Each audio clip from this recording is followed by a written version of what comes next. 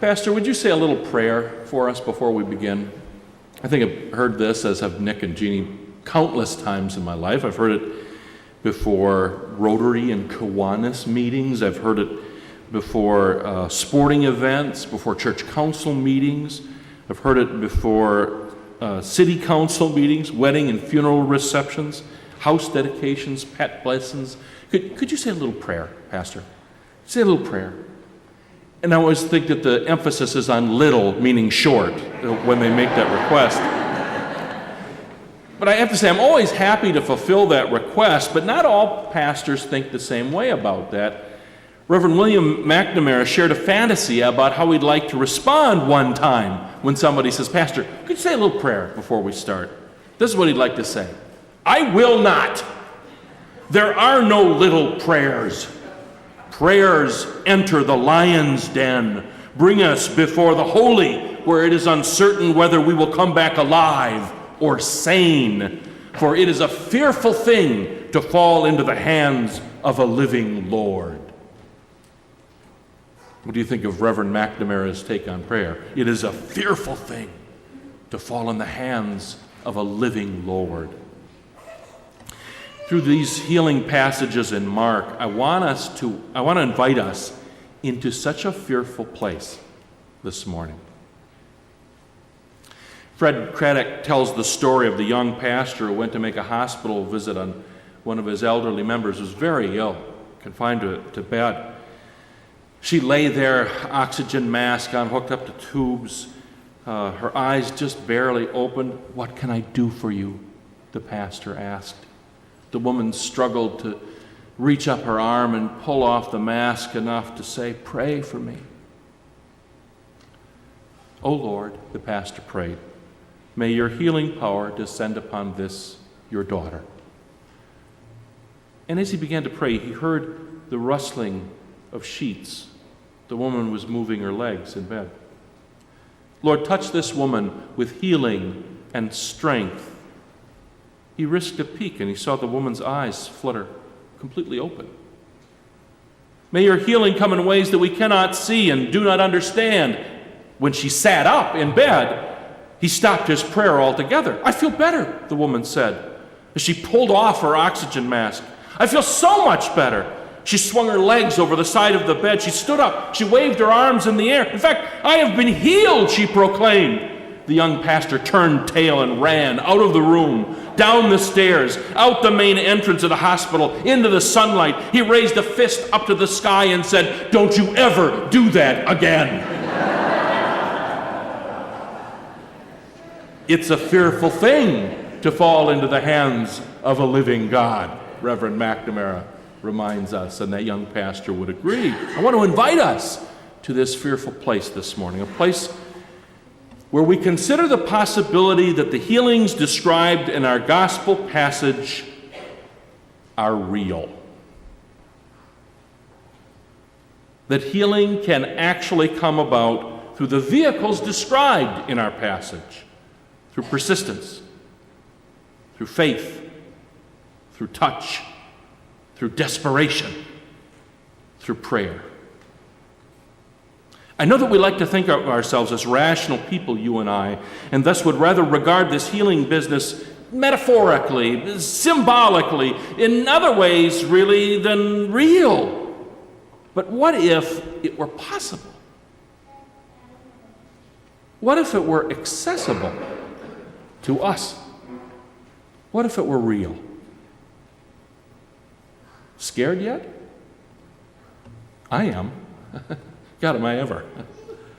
Because this thought that healings are possible, that intercessory prayer is powerful, that touching clothing, begging for a daughter's health, desperately seeking wholeness can be efficacious, subverts our carefully crafted worldview. First of all, it opens up a rabbit hole right in front of us, doesn't it? And we could get sucked right down inside of it in swirling waves of guilt and shame. Why wasn't my prayer answered? Why didn't healing come when I asked for it? If my faith had been stronger, would my father still be alive? My mother? My child? scary thoughts, and crazy ones too. You and I know that's not how prayer works. God isn't a short order cook of heavenly favor just waiting for our prayer delivered order.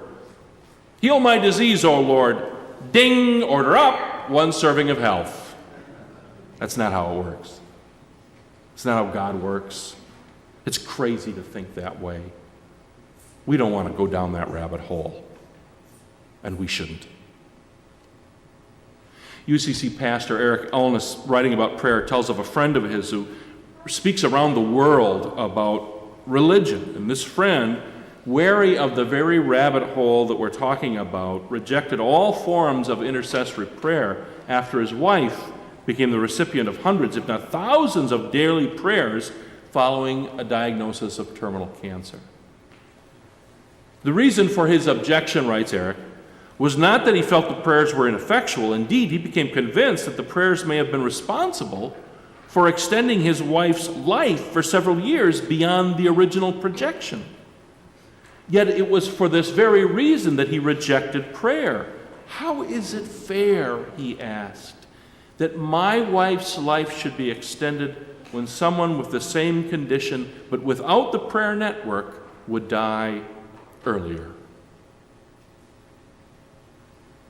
Tough question. Don't we want God to be fair?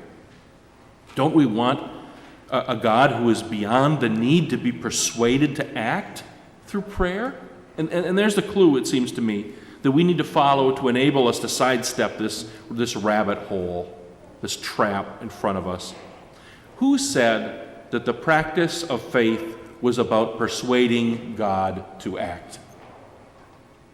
Who told us that we had to pray or fast or tithe or do anything to curry God's attention and favor? It seems to me that what lies behind such thoughts is an image of God as some hermit, some self-exiled Luke Skywalker who has to be found or appeased in order to get him or her engaged. Believing our actions can persuade God to act is not faith. That's the very definition of superstition. And such superstition is what pushes us down the rabbit hole. If only I pray hard enough, God will heal my friend. If only I go to church, God will give me a job. If only I stop behavior X, God will produce benefit Y. If only, then God. If only. That isn't faith. It's superstition. And such superstition will sooner or later sneak up behind us and push us down into that rabbit hole of guilt and shame and crazy. So, there are good reasons for us to hold on to our reason when we read these gospel stories of healings and exorcisms and the power of prayer and other spiritual practices. We're right to be afraid of them, because seemingly right behind them come the snake oil salesmen of religious superstition, pushing their books and their cures, their 3 steps this and 5 steps that, which will ultimately lead us down that rabbit hole again, the one we spent so much time and effort climbing out of before making our way to this church. So don't give up reason. Don't give in to the salesman. Don't trade in real faith for superstition. But here's the thing. At the end of this passage, in verse 42, the crowd sees the little girl raised by Jesus. Mark tells us that they were overcome with amazement. The Greek word that Mark uses here is ekstasis. You can hear what English word that comes from ecstasy. Ekstasis. It occurs only one other place in the gospel, when the women at the tomb react to the announcement of the resurrection. Ekstasis. And here's the thing. I've experienced it. I have become overcome with amazement. I know this ekstasis that Mark writes about. And not just once, but many times in my life have I encountered this experience. And I know in talking with many of you that So many of you have as well.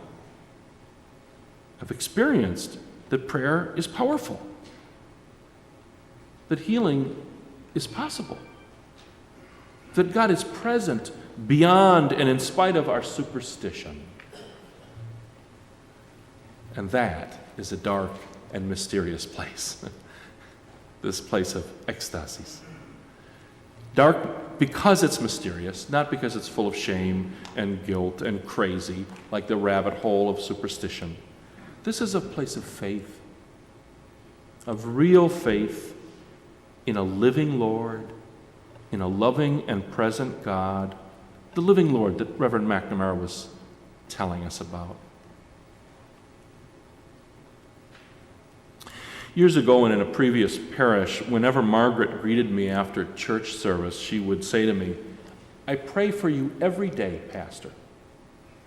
Margaret was about 90 years old at the time. She stood 4 foot nothing. And she was one of those folks who had never lost their youthful vivaciousness. "I pray for you every day," she would tell me. I believed her. And there were more than a handful of times when in the middle of a difficult day, filled with conflict or doubt, or just plain exhaustion, I would think of Margaret and her prayers for me. And I would be lifted up. In other words, her prayers worked. Ecstasies. Around the same time, I visited an elderly gentleman in our congregation suffering from the heart disease that would ultimately take his life. In fact, I didn't know it at the time, but it would take his life within the next week. Maybe he had a sense of that, because when we talked, he was in a confessional mood. Margaret was his first wife, he told me. I had never heard that before. And more than 60 years prior, he had caught her with another man. It was a betrayal and a scandal. They divorced shortly after that, and it was obvious that even after more than 60 years, the hurt was still there, still in him. "I pray for you every day, Pastor," the 90-year-old Margaret had told me. What was I supposed to make of that in light of this new information? Well, the same thing I always did. Comfort, strength, peace, the gifts of grace that prayers continue to bring, and her prayers continue to bring me. I was there at the end of Margaret's life. I was in the hospital room with her second husband. She had married again at age 75 to a fairly prominent member of the church and community, a man who was kind of the image of rectitude in that community. I was looking right at Margaret, even while turning an ear to what her husband was saying, and without looking at screens or monitors or anything else, I could tell the very instant when Margaret died. I could feel a connection end. I'm not sure why I tell you this, other than that this is a dark and mysterious place of faith for me that I come back to again and again. I felt, and in many ways continue to feel, an unusually strong connection to Margaret. Someone who was very much not like me. Somebody with a past, somebody who was a mixture of good and ill, someone who's been gone for nearly 20 years now. And I have missed her prayers ever since. Ecstasies. We are mostly empty, you and I. Quantum physics has taught us that we are 99.9999% empty space, each of us. What we see in one another and the world around us are massive concentrations of energy bonded together in ways we've only begun to understand. Have you heard of quantum entanglement? It's a phenomenon where certain objects interact and become related to each other in such a way that even when separated by large distances, they continue to share certain characteristics in common. Even when those characteristics change, they change for both, no matter how far apart they are. Einstein called it spooky action at a distance. How do you like that for a technical term? Spooky action at a distance. Could this serve as a metaphor for us when we think of what prayer and other spiritual practice does? When we pray for each other, do we become entangled with them and them with us? And we all become entangled with God as well? Maybe this is the spooky action of faith.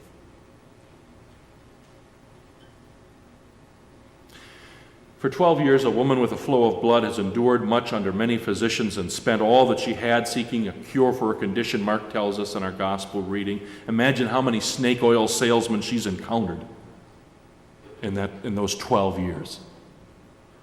Because of the specific nature of her illness, she has been labeled ritually unclean, a public scandal, unfit for the company of the righteous. In other words, she hasn't just lost her health, she's lost everything. Her family, her circle of friends, her community, her faith. Meanwhile, a young girl, 12 years old, living at the opposite end of the social spectrum, a daughter of privilege, deeply cared for by her family, nestled in the loving embrace of the synagogue and a religious family, is seriously ill. We never are told the details of her illness, but it hasn't lost her family's love, her place in the community. These two are at the extremes of age, economic, family, and religious status. But here's the strange thing. The number 12 years old, 12 years of suffering, reminds us that somehow they're entangled together. And that entanglement only deepens when their stories of encounter with Jesus overlap in the gospel.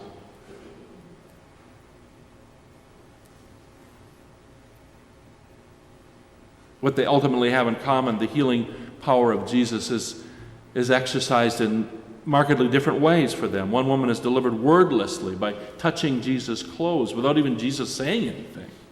The other, the young girl, is delivered from death itself by the intercessions of her father and the word of Jesus. And the strangest thing of all, hearing their stories this morning, opening our hearts to their experiences, to the power of healing, entangles us. They would be a part of us now, and we a part of them. So we too reach out to touch Jesus' cloak. We too have a mother or father who intercedes for us out of desperate love for us. We too can be healed. That's the spooky action of faith. That's the kind of tangled up in love, as the old song goes, that can be scary, dark, and mysterious. It doesn't lead us into the shame and guilt of superstition. It leads us into the healing presence of God, the living Lord, who is the source and object of our faith. Reach out. Say a prayer. Share your life. Be healed. Amen.